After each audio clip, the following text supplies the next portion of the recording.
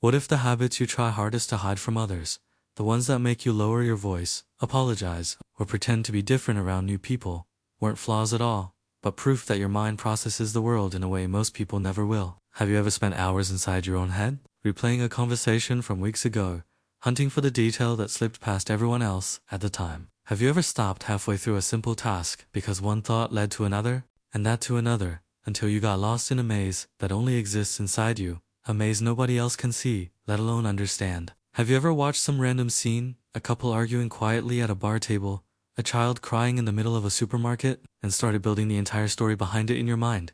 The motives, the history, everything left unsaid. If that sounds familiar, maybe you're not scatterbrained, or odd, or off in the clouds, as you've probably been called. Maybe your brain has been quietly doing, the whole time, work that most people don't even know exists. Most people think intelligence is a high mark, a difficult vocabulary, or a quick comeback at a party, the kind of shine that only shows up when there's an audience watching. But psychology suggests something else, something quieter and rather more uncomfortable to admit. The most reliable signs of a brilliant mind don't show up when you're performing for someone, when you're being judged, measured, compared. They show up in exactly the opposite moment, when you're alone, in the empty kitchen, in the car stopped at a red light, in the dark bedroom before sleep, with no audience, nobody to impress, no reason at all to pretend to be cleverer than you are. It's precisely there, in the moment nobody's keeping score, that the mind shows what it's actually capable of. In this video, you're going to discover 8 of these signs, one by one, each with the reasoning behind it. Some will seem too obvious to mean anything, almost silly. They're so woven into your routine. Others will sting a little, because you'll recognize in them years of being called complicated, too sensitive, or why do you overthink everything like that? Years spent trying to shrink yourself to fit a mold that was never built for your kind of mind. And by the end, you'll understand why the reason behind these habits completely changes how you see your own head, and perhaps, how you see every moment you ever felt out of place. The first sign is this: you talk to yourself when you're working something out. In the kitchen, looking for your keys, assembling furniture, editing a piece of writing. It's not madness, it's not too much solitude. It's your brain externalizing its own reasoning so it can organize it. Psychologists call this self-directed speech, and it shows up more often precisely in people who process information in a more complex way. When you mutter an instruction to yourself, when you repeat the next step under your breath before doing it, your brain is drafting its own thought out loud, almost as if it needs to hear the idea to confirm it actually makes sense. Children do this naturally while playing, narrating every move. Most people lose the habit growing up, pressured to look normal in front of others. But whoever keeps this habit into adulthood, even hidden behind a closed door, even only when alone at home, voice barely above a whisper, usually solves complex problems with more precision and more speed than someone who never dared think out loud. Most people think in silence and lose the thread halfway through. They forget their own reasoning. They have to start again from scratch. You think out loud. You hear your own logic, leaving your mouth before deciding whether it holds up. And that's why you rarely lose the thread. The second sign shows up well before any important decision. You organize everything mentally before acting. Take Sarah, the kind of person who rehearses a difficult phone call 3 times in the shower before she ever dials the number, before sending that difficult message, before walking into a room full of people, before even rearranging a piece of furniture. You've already run through the entire process inside your head, just like she does. While others simply start, you've already played out the whole scenario, already seen 3 ways it could go wrong, already felt the discomfort of each one, and already chosen which to avoid first. This isn't disguised anxiety, even though it might look like it, even though the people around you have probably already called it that. It's cognitive simulation. It's a kind of mental rehearsal that saves real energy by testing the problem before spending any physical effort on it. It's the same mechanism. Elite athletes train on purpose, visualizing the entire race before they run it. The difference is, you do this without training, without noticing, simply because your mind doesn't know how to work any other way. Whoever does this is rarely recognized for it in the moment, because from the outside it just looks like someone slow to get started, or who overthinks a simple decision. But on the inside, while everyone else is still deciding whether to begin, your mind has already run an entire marathon before the starting gun. It's felt the fatigue of every imagined mistake. It's adjusted the route before the first real step. And that's exactly why, when you finally act, you nearly always get it right first time, leaving everyone else wondering how you made something look so easy that, underneath, cost you so much. Sarah makes that call sound effortless. Nobody on the other end ever hears the 3 rehearsals it took to get there. The third sign is quieter still, and most people never realized it was a sign at all. You'd rather say nothing than speak just to fill a gap. In a meeting, in a circle of friends, at a family dinner. When the conversation slips onto autopilot and everyone talks at once, just to fill the space, you go quiet. While most people stuff any awkward pause with whatever line is handy, any comment about the weather, any joke told one too many times, you wait. You let the silence sit there, even feeling the weight of the looks that find it strange when someone doesn't rush to fill the void. This isn't shyness. It's almost never that you've nothing to say. It's that your mind is comparing, in real time, what you want to say against what actually needs saying, filtering every sentence before it leaves your mouth, discarding anything that doesn't pass the test. That process is costly, it takes time, and from the outside it looks like hesitation. People like this get seen as mysterious, sometimes as cold, sometimes as too quiet to trust. In reality, they simply refuse to waste words. They refuse to fill the air just to stop silence from hanging there. And when they finally speak, the sentence carries the weight of everything discarded before it, of every weaker version left behind along the way. The fourth sign lives inside your head, at night, on the pillow, in the shower, or in any moment when the outside world finally shuts up.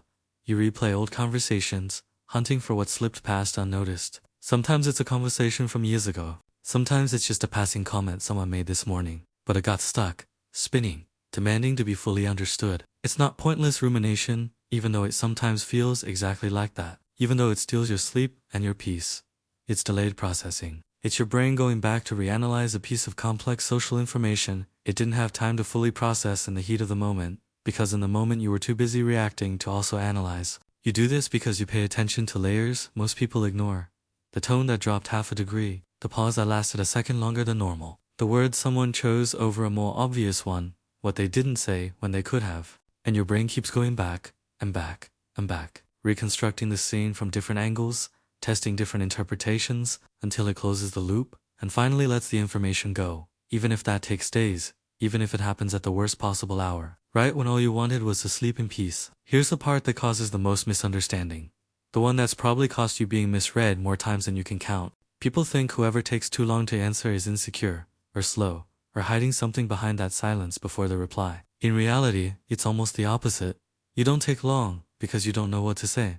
You take long because you're weighing up, at a speed you're not even consciously aware of, what's true, what's kind, and what's necessary, and trying to fit all three into a single sentence that won't hurt, won't lie, and won't be useless. Most people answer first and think afterwards, firing off the first sentence that comes to mind and dealing with the consequences once they've already happened.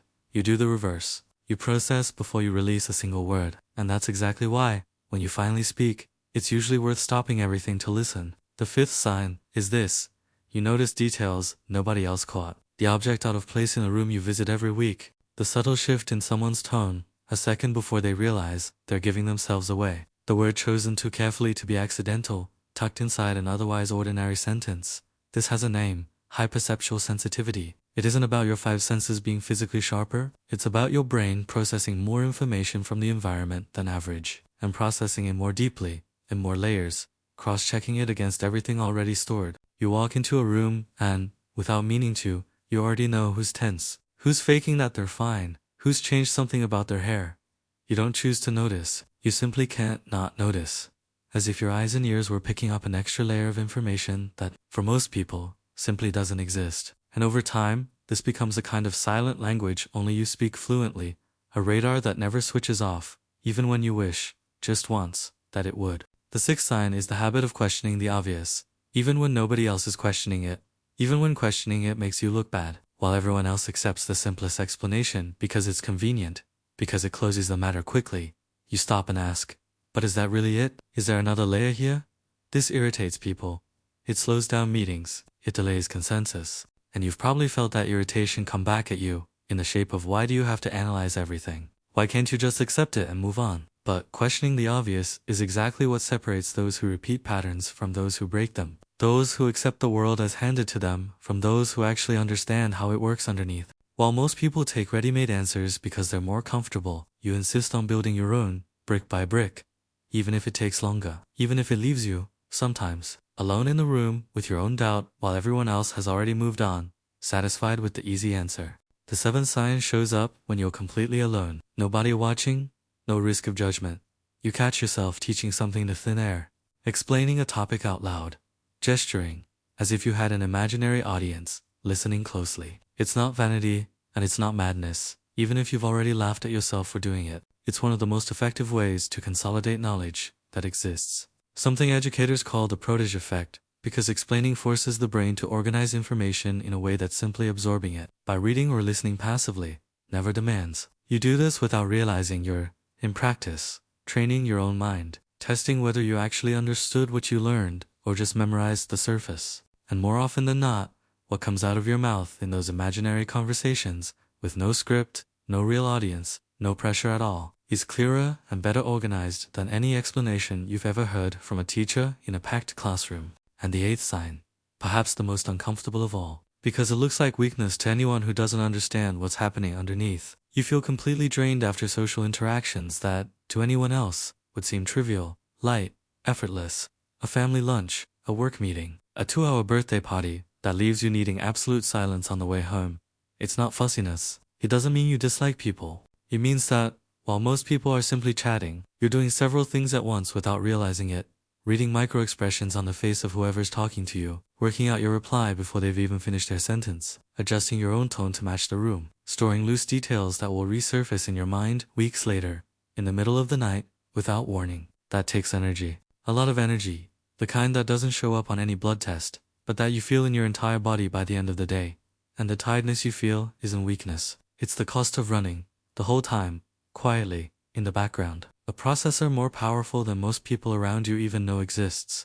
One they'll never have to pay the price of carrying. There's an idea rarely discussed, but one that changes everything. The moment you understand what's actually happening inside your own head, are you going to keep believing these habits are just quirks? Just strange things you do that nobody else does? Just another item on the list of things that make you feel different, in a bad way? Or are you going to accept that maybe your mind has always operated on a level you never had the language to describe, that nobody ever sat you down to explain?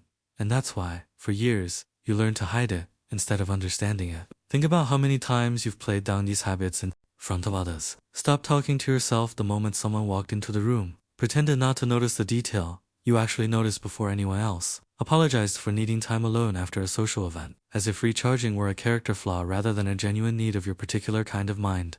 Every time you did that, you weren't adjusting to normal. You were hiding what, this whole time, has been your greatest tool. Notice that none of these 8 signs have anything to do with an IQ measured on a test, with how many books you've read, or how many difficult words you know, with how much you shine in an interview, or at a table full of people at a bar. They're about process, how your mind handles information when nobody's demanding a performance from you, when there's no mark, no prize, no applause waiting on the other side. This is what cognitive science has been pointing to for years, in research on metacognition, self-regulation, and deep processing, but it rarely reaches the people who most need to hear it, because those people are too busy thinking they're just complicated. The intelligence that matters most isn't the kind that shows up on a timed test, under pressure, with everyone watching. It's the kind that shows up when you're completely alone, no audience, no grade, nobody validating you. And it still operates at that level anyway, because that's simply how your mind has always worked. Maybe you've spent your whole life thinking you overthought things, felt too much, needed too much silence,